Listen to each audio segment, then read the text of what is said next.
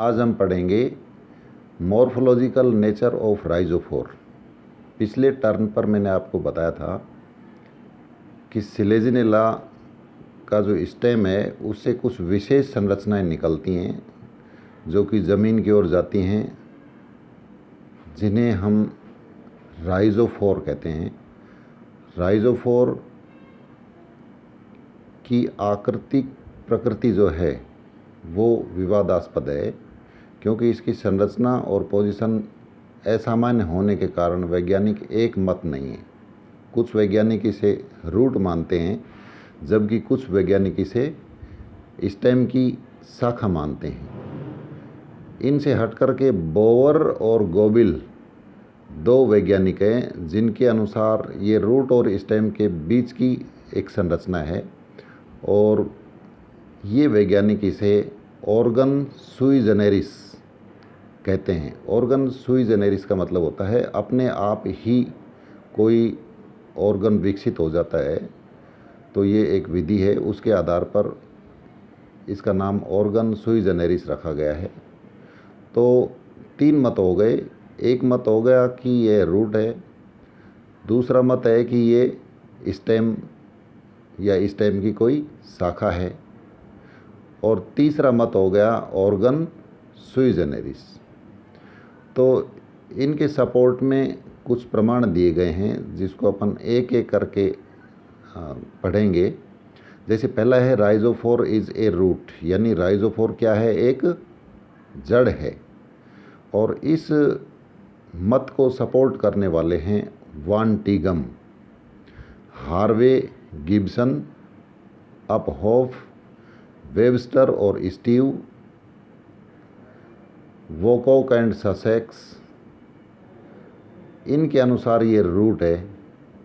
राइजोफोर इन scientist के अनुसार क्या है, जड़ है, क्योंकि इसके सपोर्ट में वो बता रहे हैं कि राइजोफोर की जो ग्रोथ है वो ज़मीन के अंदर की ओर होती है, यानी स्टेम से निकल करके ये किधर बढ़ता है, ज़मीन की ओर। यानी जिस तरीके से रूट अंदर की ओर जाती हैं, तो ये भी अंदर की ओर ही जाता है ज़मीन में। यानी इसकी जो गति होगी वो कौन सी होगी, धनात्मक गुरुत्वानुवर्ती।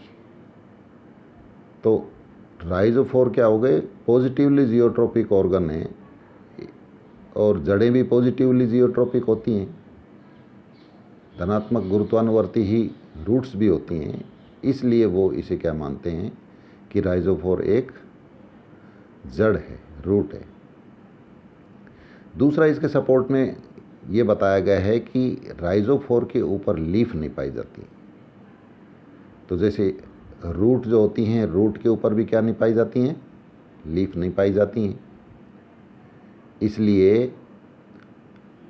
राइजोफोर रूट है। ये दूसरा प्रमाण बताया गया है।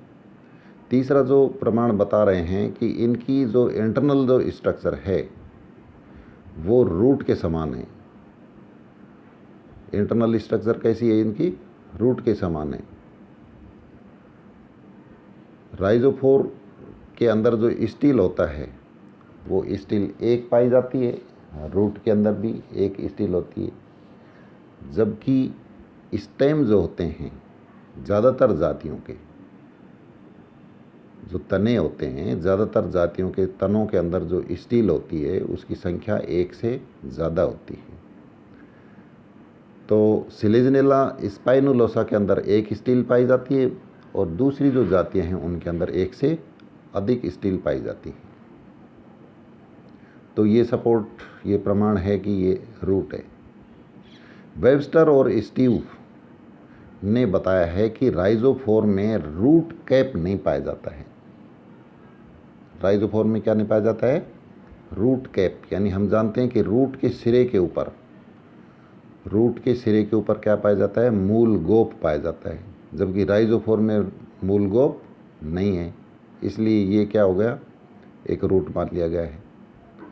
वोकहाक और ससेक्स ने ये माना है कि जिस प्रकार से ऑक्सीजन का ट्रांसपोर्ट रूट के अंदर होता है, यानी ऑक्सिन का जो अभिगमन जड़ों के अंदर होता है, उसी प्रकार से ऑक्सिन का अभिगमन राइजोफोर में होता है।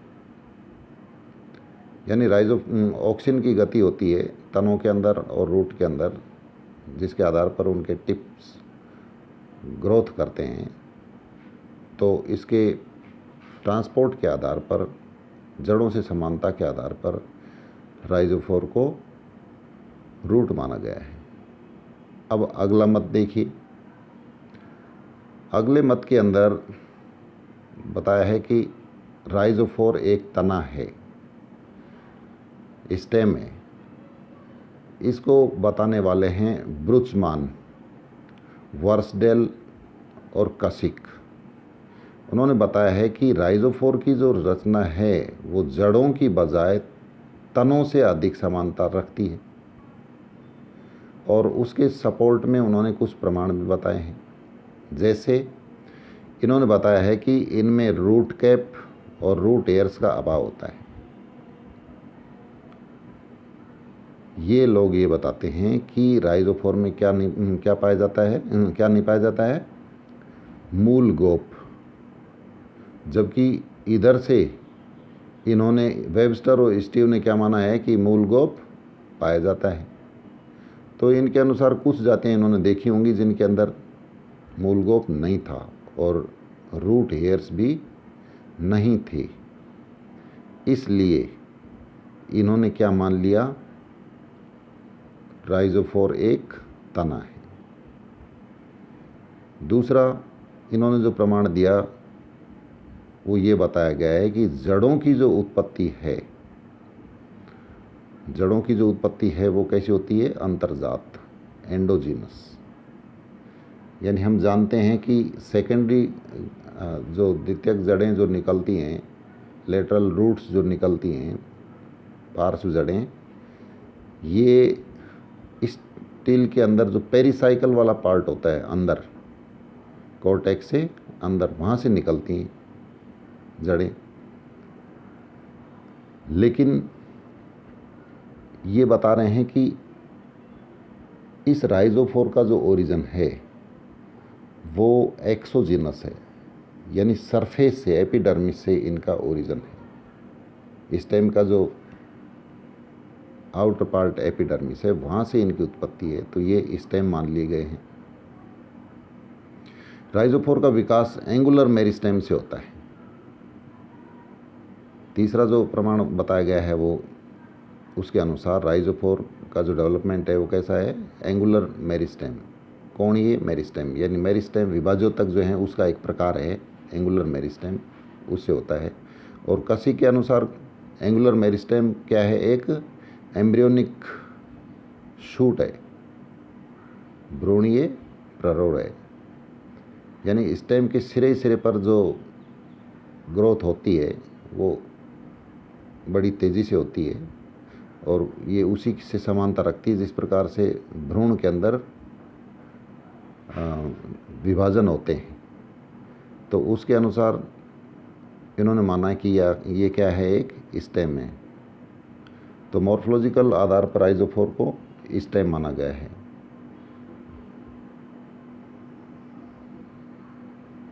इसमें फोस्टर और जो गिफोर्ड हैं, दो वैज्ञानिक है, फोस्टर और गिफोर्ड, उनके अनुसार यह देखा गया है कि कंट्रोल्ड एक्सपेरिमेंटल कंडीशंस में, यानी अगर प्रयोगशालाओं के अंदर कंट्रोल्ड तरीके से प्रयोगात्मक दशाओं में अगर इसको देखा जाए, प्रयोग किया जाए, तो राइजोफोर के ऊपर पत्तियां उगाई जा सकती हैं, या ऐसा राइजोफोर से सूट विकसित किया जा सकता है जिस पर लीफ लगती हैं।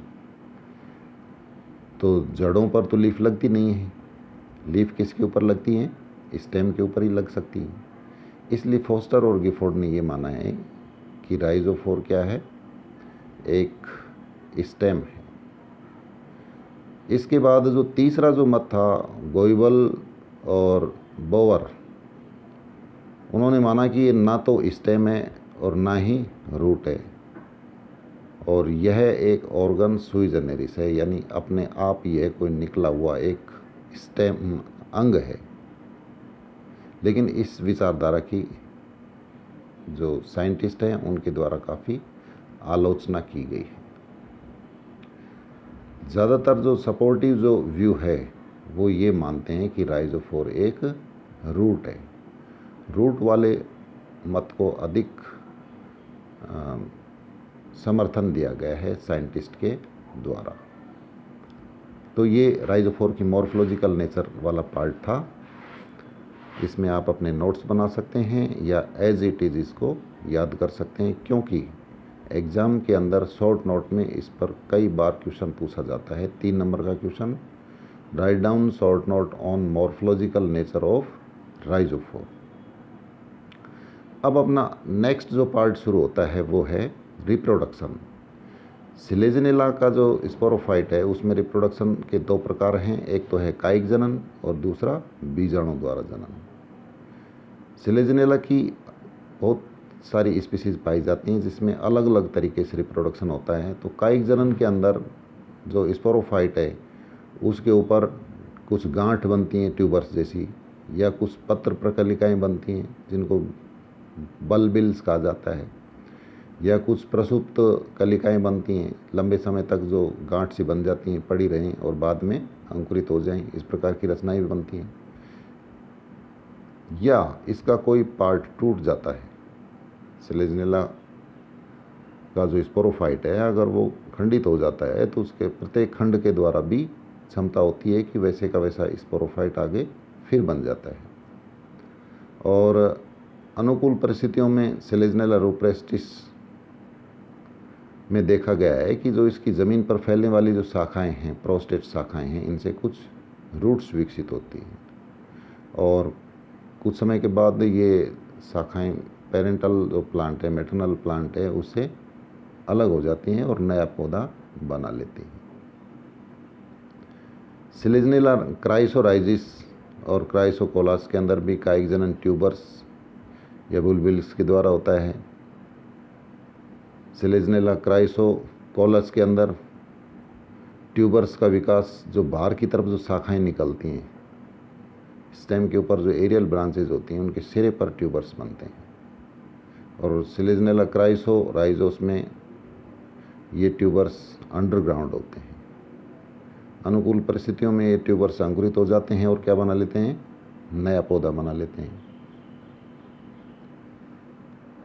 तो ये कायिक जनन था, यानी पौधे के ही अंग पर कुछ विशेष संरचनाओं के द्वारा जब जनन होता है, पत्र प्रकलिकाएँ या डोरमेंट्स बर्ड्स या ट्यूबर्स या फ्रेगमेंटेशन, ये सब विधि किसके अंदर मानी जाती हैं जनन की, कायिक जनन की विधि के अंदर हम इनको पढ़ते हैं।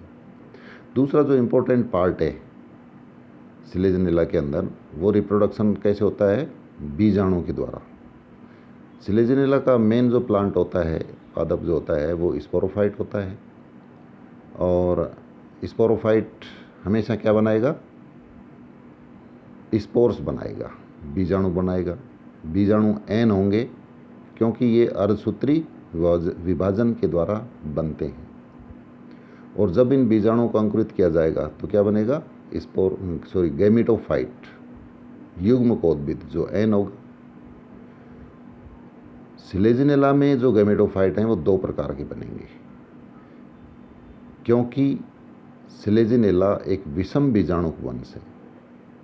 इसके अंदर जो शंकु बनेंगे या बनते हैं, कौन जिन्हें कहते हैं, स्ट्रोबाइलस जिन्हें कहते हैं, उन स्ट्रोबाइलस के अंदर 2 तरह की बीजाणुधानियाँ बनेंगी, मेगास्पोरेंजिया एंड माइक्रोस्पोरेंजिया। तो ये एक विषम बीजाणु वंश हुआ। मेगास्पोरेंजिया के अंदर मेगास्पोर्स बनेंगे और माइक्रोस्पोरेंजिया यानी गुरु बीजाणुधानियों में गुरु बीजाणु बनेंगे, लघु बीजाणुधानियों में लघु बीजाणु बनेंगे। मेगास्पोरेंजिया मेगास्पोर को रखेंगी और माइक्रोस्पोरेंजिया माइक्रोस्पोर्स को रखेंगी। तो 2 प्रकार के स्पोर हो गए। साइज के अंदर इसमें अंतर होता है, बड़े और छोटे 2 प्रकार के बीजाणु।